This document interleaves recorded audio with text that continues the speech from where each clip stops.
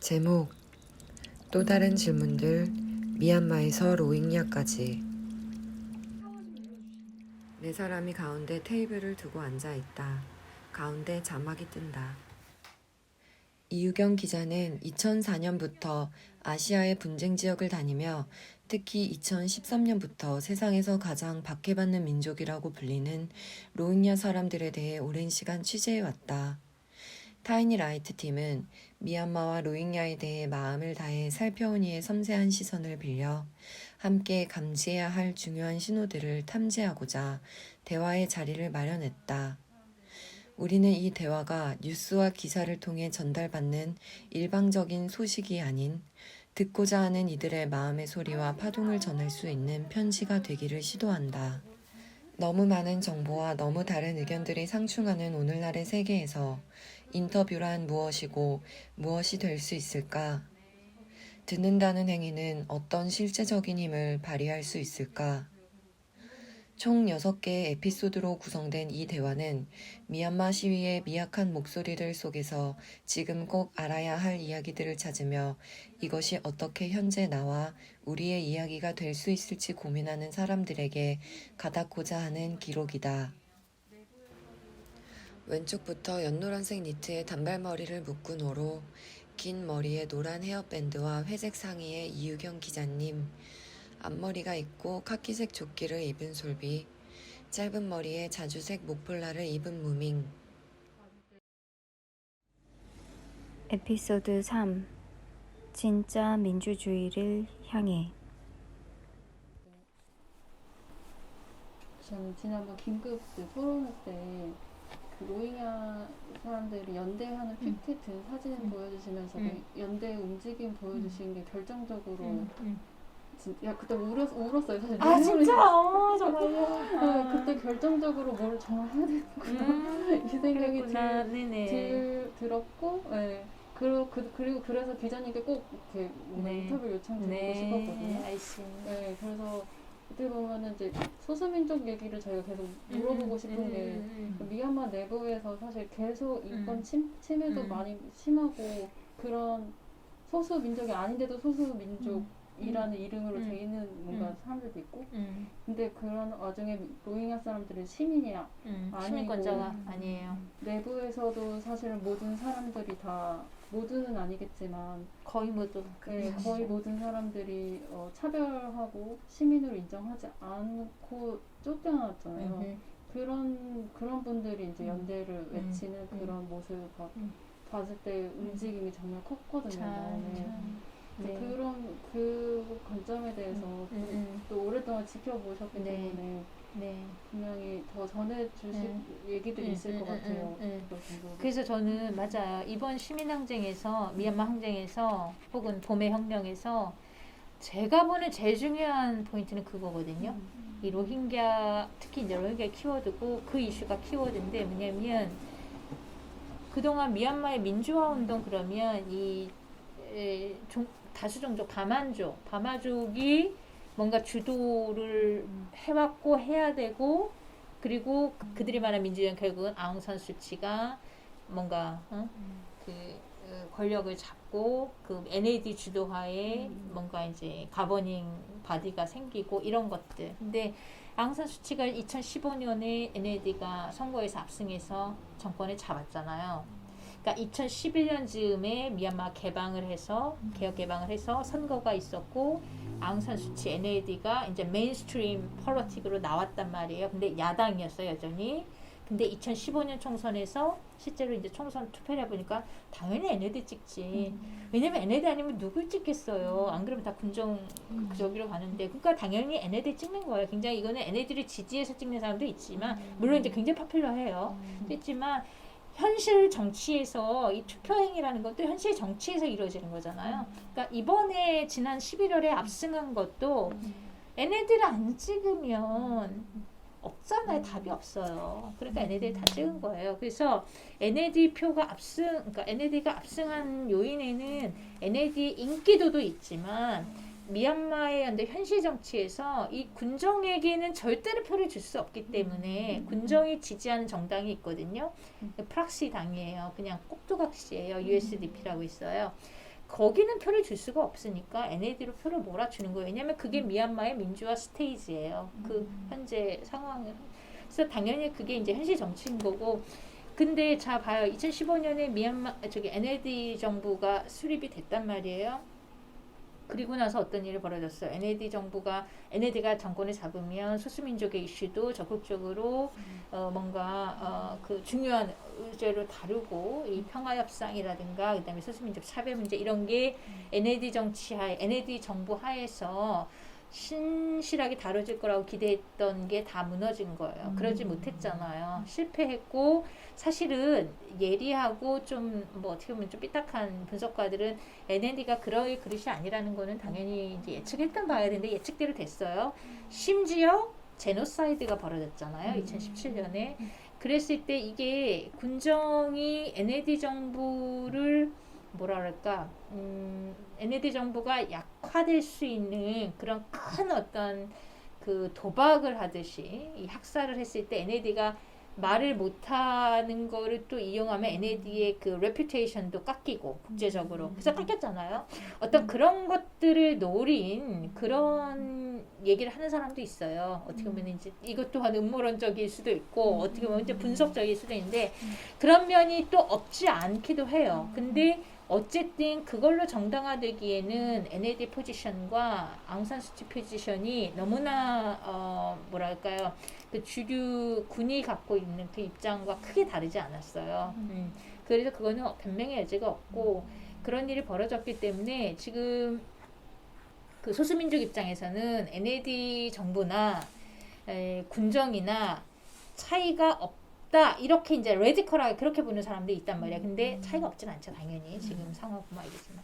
그래서 이 로힝야 이슈가 그런 면에서 NLD 정부에서 그런 학살이 벌어졌다 보니까 여러 가지로 이제 복잡성을 띠는 거예요. 그래서 주류 정치 그 NLD를 지지하는 그 주류 시민 사회 혹은 주류 시민들이 이 로힝야 이슈에 대해서 그냥 못 본 척하거나 입 닫거나 아니면 심지어 학살에 조금 옹호적인 그런 포지션을 취하거나 이렇게 된 거예요. 왜냐하면 NLD를 건드리고 싶지 않으니까 NLD 포지션 따라가면서 그런 게 굉장히 잘못된 거죠 사실. 그러니까 어떤 경우에도 그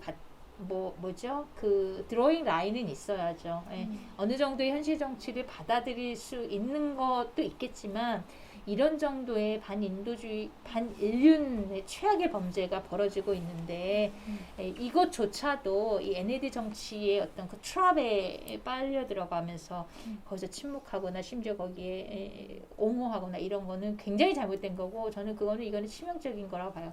그러다 보니 지금 항쟁이 벌어졌잖아요. 로힝야를 제노사이드 했던 그 학살하던 그 군대가 똑같이 이제 우리한테 저지른단 말이에요. 그러니까 사람들이 이제 꼭지가 이제 다시 돌아온 거예요. 어떻게 보면.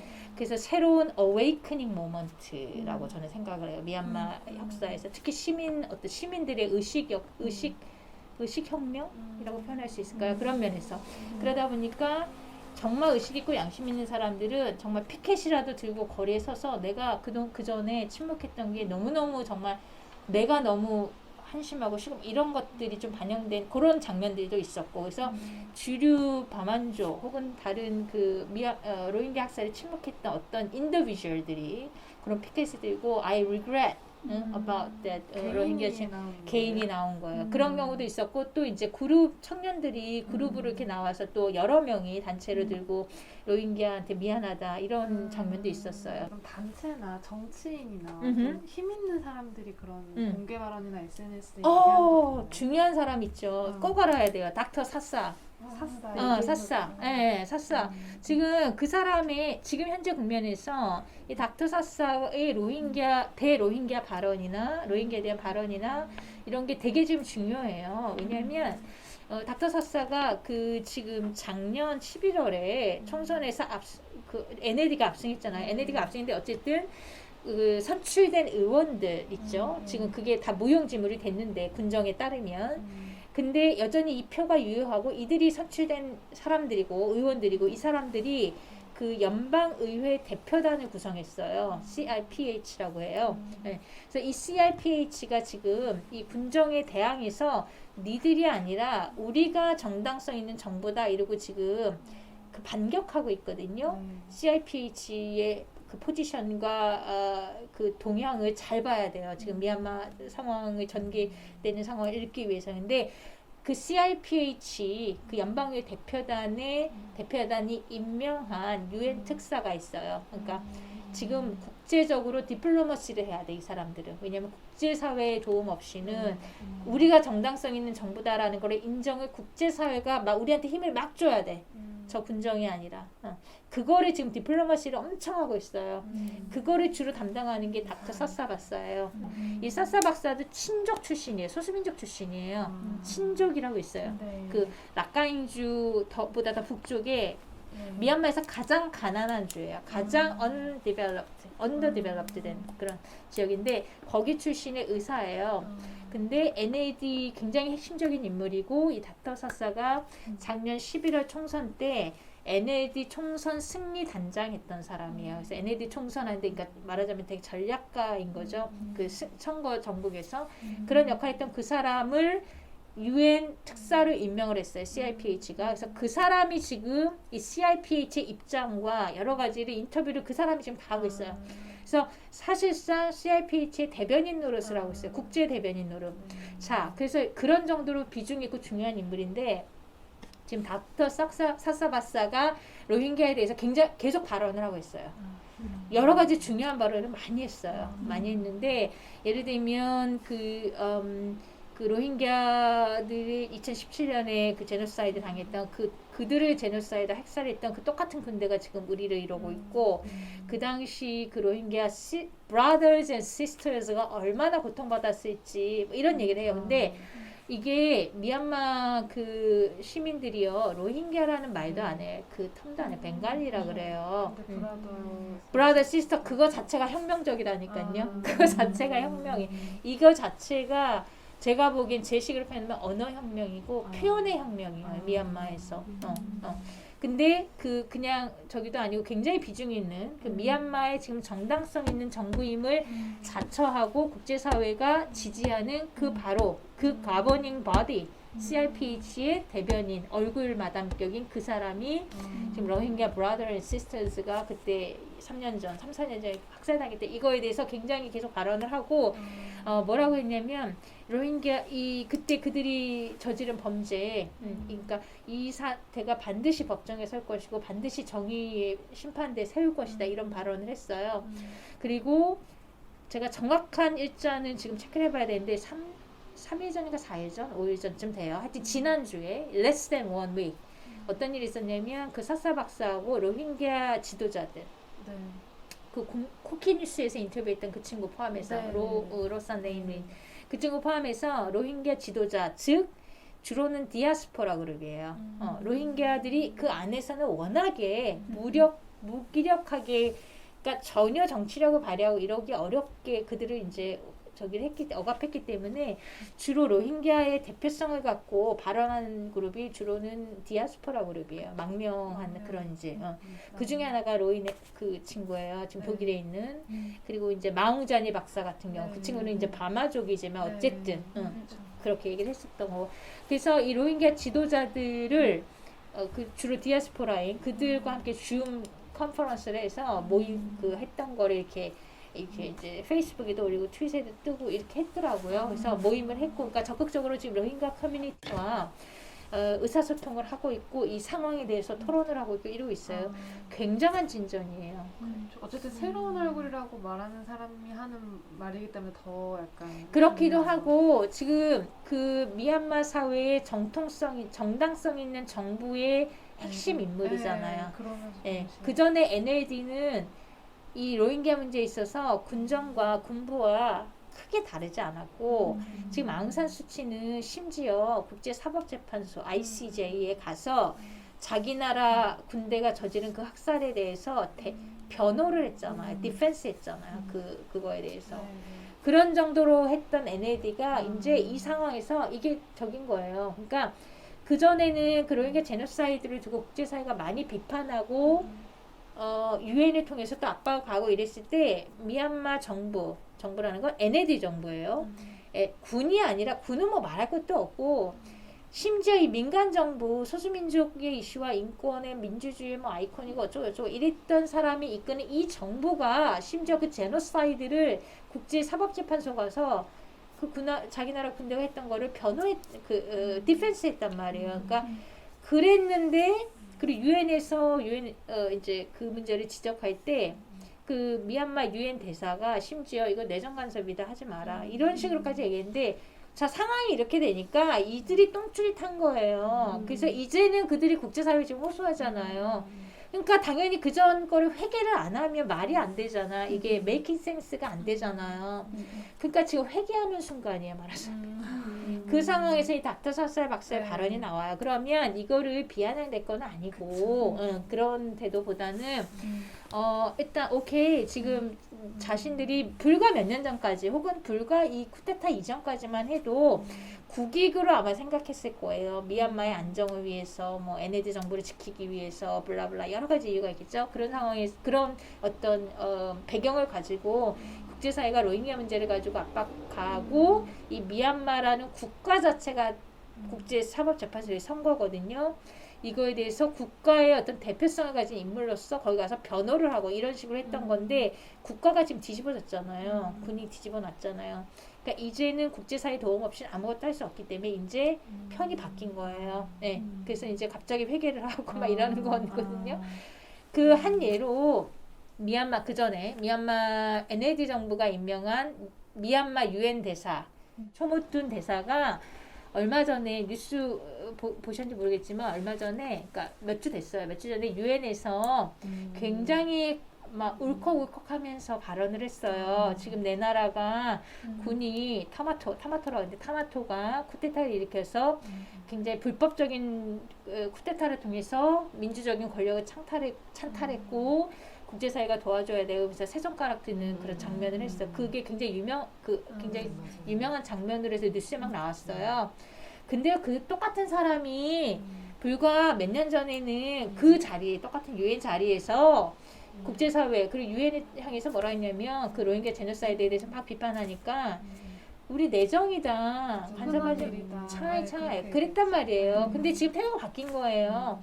근데 태도가 바뀐 게 이거를 저는 이제 비꼬면 뭐 위선이다 뭐 이렇게 말하겠지만 지금 그냥 그러지 맙시다라고 저는 말하고 싶고 여하튼 회개를 한 이상 회개를 인정하고 이제 이 기회를 이게 정말 뭐랄까요 너무나 중요한 어떤 상황 그러니까 시기이고 이때 미얀마 국민들이 과거를 잘못을 깨닫고 회개하고 로힝야와 같이 가는 민주주의를 만들 수 있는 절호의 기회다.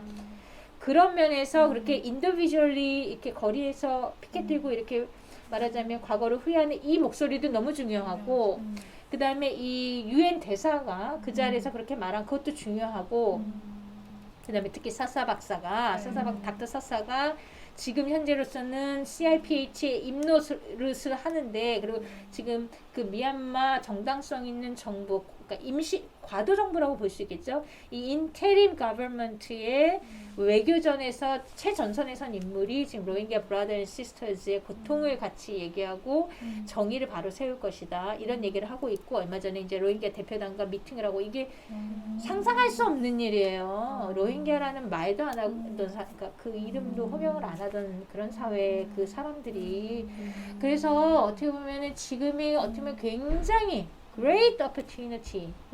그 미얀마로서는 진짜 민주주의, 소수민족을 같이 안고 가는, 특히 로힝야까지 같이 안고 가는 거면 굉장한 엄청난 질적으로 다른 민주주의거든요.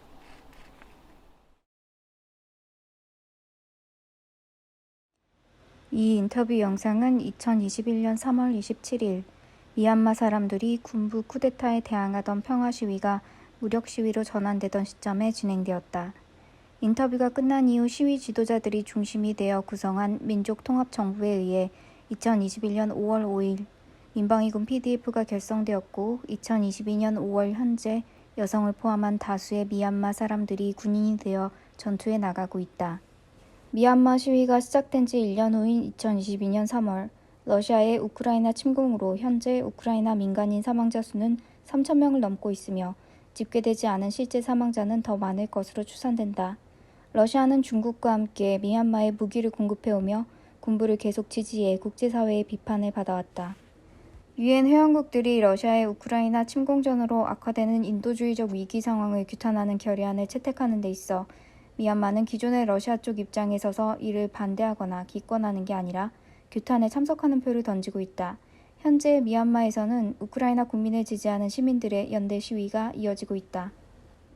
2022년 3월 미국 바이든 행정부는 미얀마 군부의 로힝야족 상대 만행을 제노사이드로 공식 규정했다. 특히 2017년의 사건을 포함한 로힝야 탄압이 제노사이드로 공식 인정되고 국제적 이슈로 부각되면서 미얀마 군부에 대한 국제적 압력은 증가할 것으로 보인다.